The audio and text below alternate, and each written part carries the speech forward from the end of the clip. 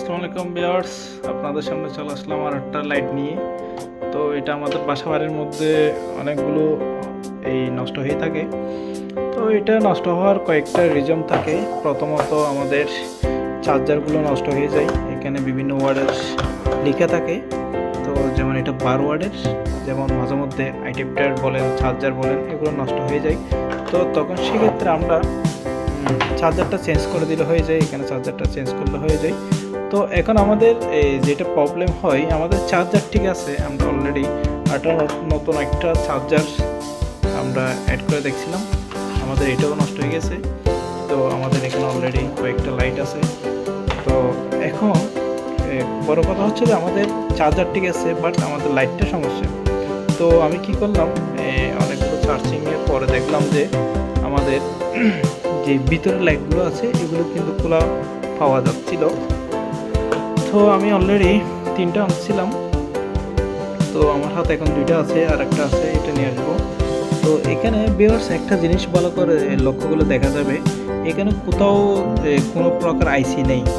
তো আপনাদের কোনো সময় যদি এভাবে কোনো লাইট নিয়ে থাকেন, সেক্ষেত্রে একদম আইসি ছাড়াগুলো নিতে হবে, কারণ এখানে চার্জারের মাধ্যমে আপনার অলরেডি 12 ওয়াট দিচ্ছে, তার কারণে এখানে কোনো আইসির প্রয়োজন হয় না। তো ভিউয়ার্স দেখতে পাচ্ছেন আমাদের লাইটটা, আবার পিছনে কিন্তু একটা গ্লো রয়েছে। আপনি চাইলে এই স্টিকারটা উপরের দিকে তুলে এখানে লাগানো যাবে। তো আমি এখন ভিডিও লম্বা করতে চাচ্ছি না, আমি এখন অলরেডি আপনাদের সামনে একটা লাইট ওপেন করব। তো দেখতে থাকুন আপনারা।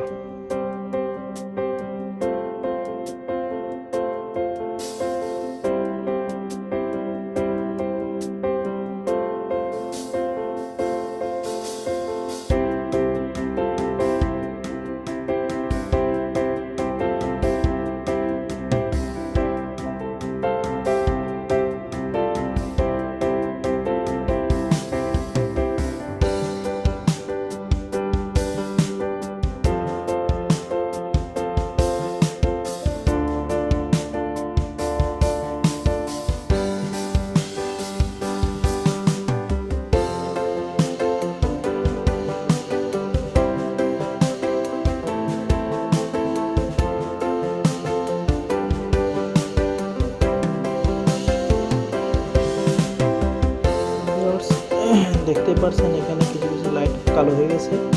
তো এটার কারণ হচ্ছে যে আমাদের এই লাইটগুলো নষ্ট হয়ে গেছে। তো আমাদের প্রত্যেকগুলোর মধ্যে একটু একটু কালসে আসছে। তো সুতরাং এটা বোঝা যাচ্ছে এটা আমাদের ডেট হয়ে গেছে। তো এখন আমরা এখানে এটার বিকল্প হয়ে আমরা এটা এগুলো লাগা দিব।